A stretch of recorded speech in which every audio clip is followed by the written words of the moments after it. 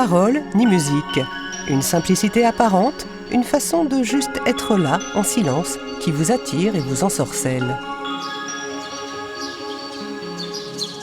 C'est le kado, l'art japonais d'arranger les fleurs. Le kado est un art ancien, au départ pratiqué dans les temples bouddhistes. Autour du XVIIe siècle, l'art floral s'est répandu parmi le peuple avant de donner naissance, au fil des siècles suivants, à une multitude d'écoles différentes. Les plus anciennes de ces écoles favorisent 3 styles de composition, les styles Rikka, Shoka et Jiyuka.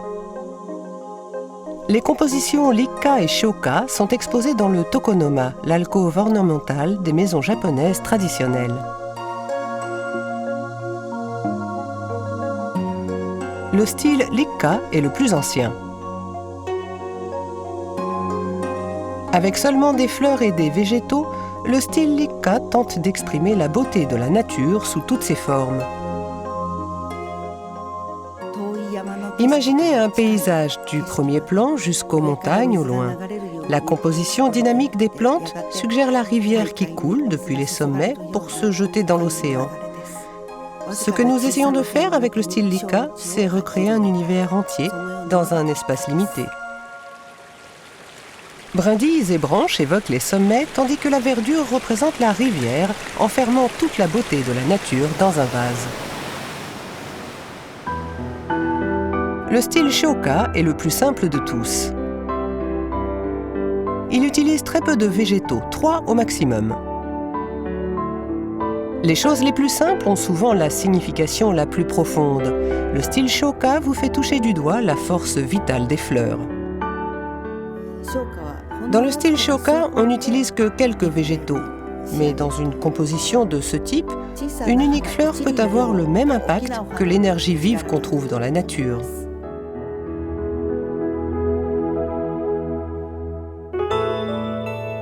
Le style Jiyuka est le plus moderne d'apparence, suffisamment adaptable pour être exposé en tout lieu.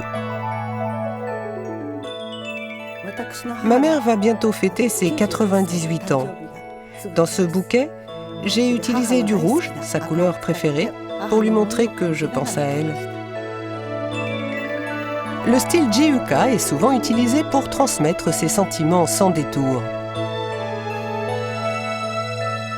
Nous avons vu les différences entre ces 3 styles, mais ils ont en commun plusieurs règles de base.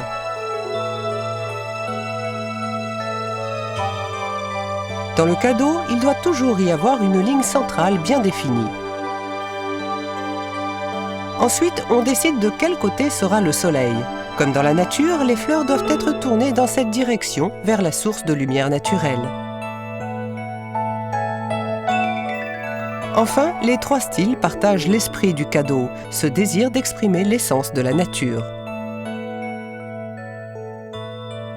Le plus important est de vous amuser et de faire plaisir à vos invités. On travaille dans un tout petit espace avec des matériaux qui sont simplement des fleurs et des végétaux, mais on essaie de créer une atmosphère qui évoque si bien la nature que les invités pourront sentir la brise souffler dans leurs cheveux.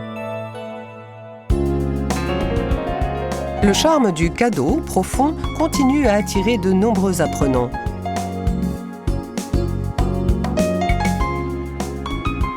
La composition florale est propre à chaque personne. C'est une expression unique de sa personnalité.